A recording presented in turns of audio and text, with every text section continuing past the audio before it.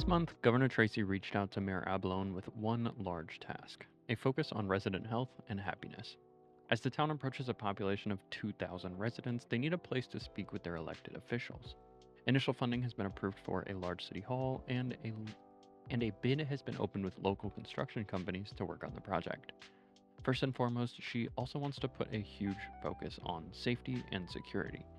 As of now, the nearest police station is a small highway patrol office at the edge of the county.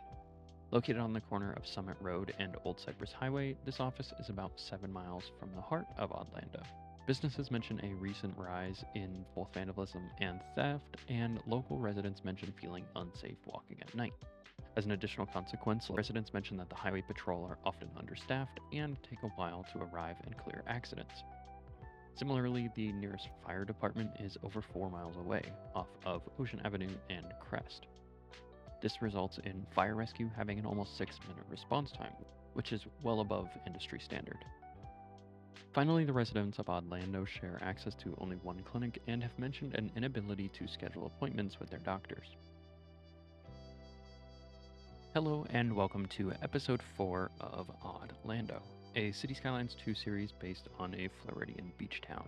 My name is Otter, and I hope to use my personal experience as someone who lives in Central Florida for inspiration in my own build, and maybe give you some ideas for yours as well. Before we start the episode, I want to say a huge thank you to everybody for your support. This week we hit 100 subscribers, and our last video hit 2,000 views. That's insane, and I want to appreciate every one of you for spending your time with me. If there's anything you'd like to see added to the series, don't forget to leave a comment. After a few weeks of meetings, Governor Tracy was able to work with both state and federal government agencies in order to secure some much-needed funding. First, the Hurstwood County Planning Committee has partnered with the Bellamy State Office of Treatment, Therapy, and Emergency Response in order to establish the Hurstwood County Medical Authority. Their first task, the completion of the Ocean Grove Hospital Complex. A private bid was given by Calciflex Health in order to build a new hospital on the corner of Ocean Avenue and Grove Street. They plan to provide 300 beds, 20 ambulances, and a new therapy center, complete with an outdoor park space. I decided to go with the local hospital by Sandcraft. Since the hospital features a therapy center and it's located on the beach, I wanted it to feel both safe and comforting. So I started by adding a large industrial fence to prevent non-patients and non-visitors from wandering around the area.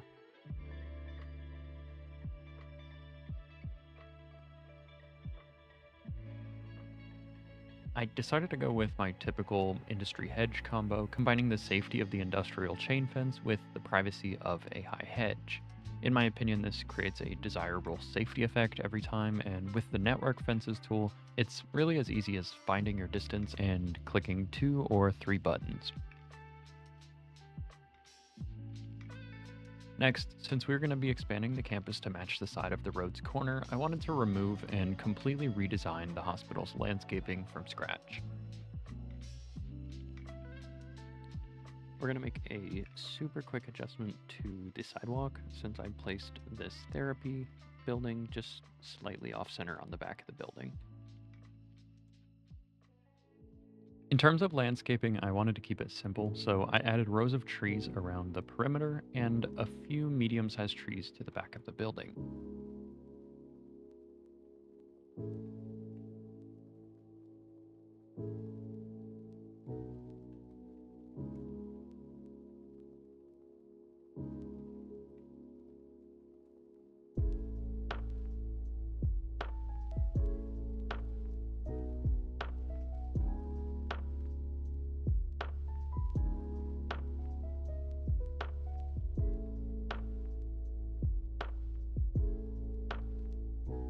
On the side yard, I filled in the larger gaps with a couple oak trees, and I think it gives it a nice variety while also making the entire yard of the hospital look a bit unified.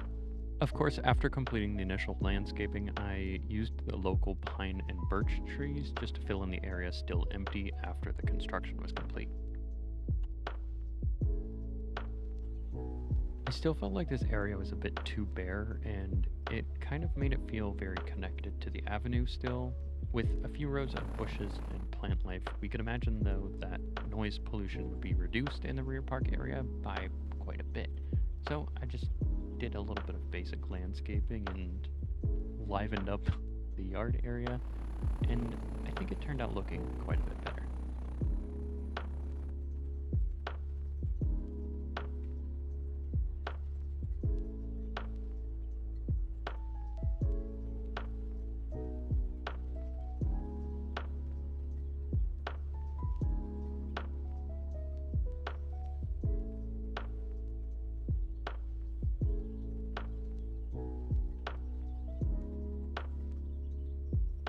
I'm not entirely sure why, but I also wanted to close off this front section behind this smaller building. It just kind of felt right.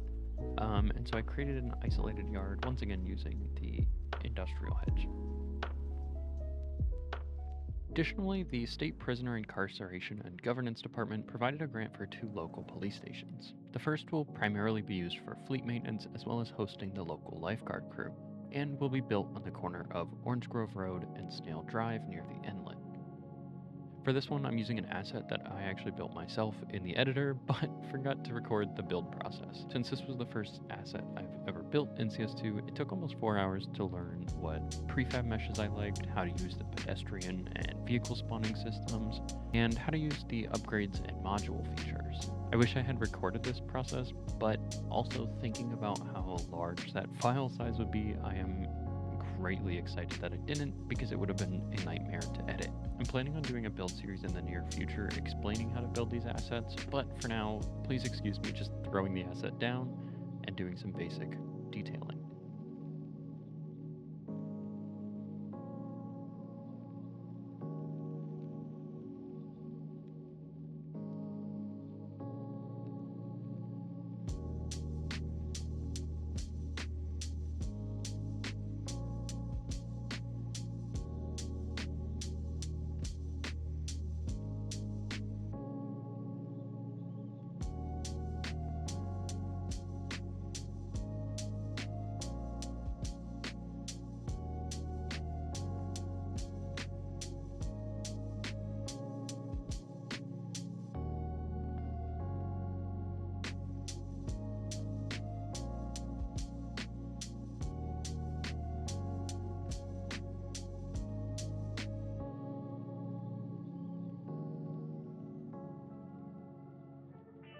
Proud of my little prefab, I wanted to sit back and enjoy a brief cinematic after completing my decorations, but of course, that's not going to be possible with this game. Pretty much as soon as I clicked record, I noticed that the intersection behind the mall area seemed to be backing up pretty consistently. In city builder fashion, I couldn't just ignore this for later, I had to complete it right now, and so I decided to give it some attention before moving on to the next part of the video. An easy enough fix on small intersections like this is to back up a few units off of the intersection on each side, split it with a crosswalk, and then upgrade the section facing the interchange to increase the lanes going in.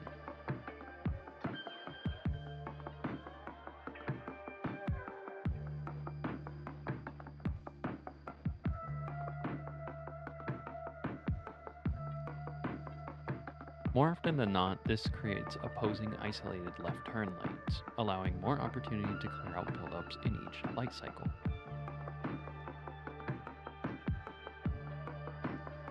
You can see this as I'm clearing up the issue, and so now we're ready to move on. The second police station will be on Ocean Avenue, between Grove Street and Beach Street. Honestly, we're not going to sit here and talk about it all day, because it's just the vanilla police station asset. I considered building another custom asset specifically for this section, and I may still come back and do that later, but this will work for now. I'm not really going to hold myself up on it.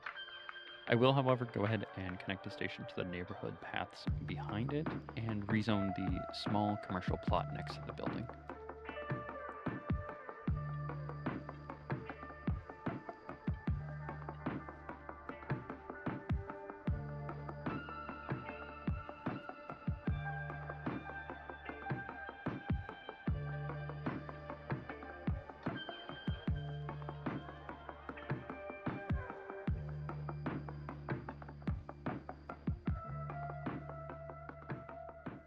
Before moving to the next section of the video, I want to give a shout out to Nate, who asked what the mansion in episode 3.5 looked like at night.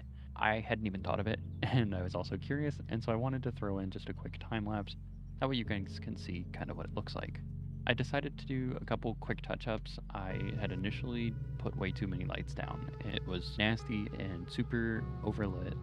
So I took quite a bit off, and then I added just a couple small, like, wall scone type of lights just to give the house a little bit of splash. You can also see that I decided to clear the future lots for the patron estates located in Council Square to make it easier for planning each site as more of you become patrons. I went with alternating grass 1 and 2 surfaces initially to make it easier for me to see where the lots ended, but it had an accidental checkerboard effect which I ended up really enjoying, and so I just decided to keep it. I also cleared landscaping from the lots and added privacy fencing around the entirety of this specific Council Square development area. That way I don't have to second guess property and stuff later. Governor Tracy was also able to secure funding for a new post office, which will be located on the corner of Snail Drive and Orange Grove Road across from the new police headquarters. I'll be using a default post office building for now, but I am currently in the process of planning and making my own modular post office. So this will most likely be replaced by an asset of the same lot size in the near future. But if you happen to notice this building isn't quite the same at some point in the near future, that's why.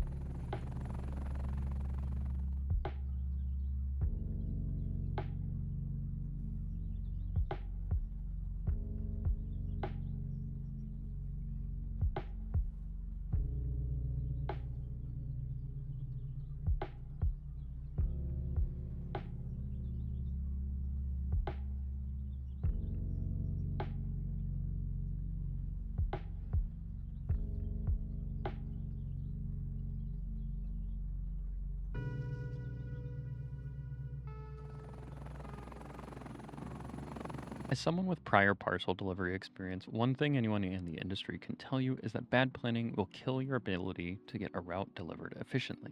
For example, UPS uses their own route mapping algorithm to reduce left turns, U-turns, and red lights as much as possible. But combine these exceptions with factors of time, gas, and mileage to determine their own efficiency. With this in mind, I've set up a route that allows left-hand turns to only be made on Orange Grove Road instead of Ocean Avenue, since Ocean Avenue will be our primary arterial through the entire city. Finally, maintaining a focus on communication, Mayor Avalone has proactively reached out to Cheapo Mobile in order to have cell towers equipped on both the Ocean Avenue Hospital and the Snail Drive Police Headquarters. Cheapo Mobile has also mentioned an interest in an exclusivity agreement with Oddlando, and has agreed to foot the bill for a new tower in McCormick Industrial Park.